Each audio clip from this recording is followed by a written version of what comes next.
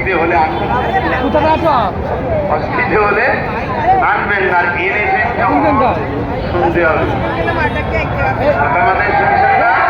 হ্যাঁ, আমি কি আমার আব্বার কথা বলছি নাকি আমার দাদুর কথা বলছি? যার কথা স্বয়ং আল্লাহ বলে, জোরে বলুন, যার বিষয়ে আল্লাহ কোরআনে আয়াত নাজিল করে।